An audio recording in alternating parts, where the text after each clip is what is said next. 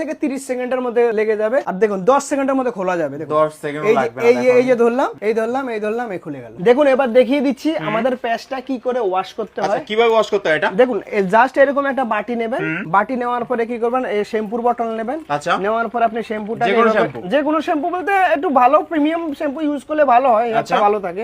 আর না হলে আপনি যে কোনো শ্যাম্পু ইউজ করতে পারেন, কিন্তু মাস্কটা একটু ভালো ইউজ করবেন। ফমিংটা করবেন, ফমিংটা করে এভাবে হেয়ারটা নেবেন, হেয়ারটা নিয়ে আপনি হেয়ারটাকে এভাবে অলরেডি এর মধ্যে ডাবাবেন। ডিরেক্টলি এটা ডুবিয়ে দিতে ঠিক হবে। আছে, ডুবিয়ে দিয়ে এটাকে এভাবে কম করবেন। কম করার পরে এইভাবে কম করে করে পুরো হেয়ারটা থেকে নোংরাটা সমস্ত বের করে দেবেন। এইভাবে জাস্ট ওয়াশ করবেন, ওয়াশ করে পুরো এই নোংরাটা বের করে দেবেন। দেখুন আমরা মাস্কটা ইউজ করি জাস্ট লরিয়ালের, যেন হেয়ারটার কোয়ালিটি যেন ভালো থাকে। ঠিক আছে, এভাবে নেবেন, নেওয়ার পরে জাস্ট এইভাবে উইকের উপর এভাবে ওয়াশ করবেন, এইভাবে দিয়ে দেবেন। একদম ইজি প্রসেস। এইভাবে দেওয়ার পরে জাস্ট একটা কম নেবেন, কম নিয়ে সমস্ত হেয়ারের মধ্যে অ্যাপ্লাই করে দেবেন।